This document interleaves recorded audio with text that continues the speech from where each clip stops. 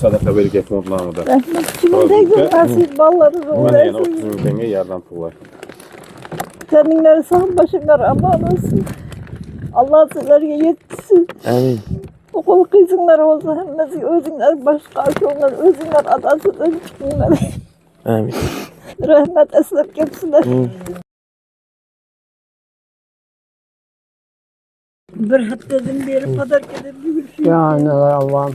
Amin. Sizlerge ömür yaş versin. Amin. Ömrünü uzak olsun. Amin.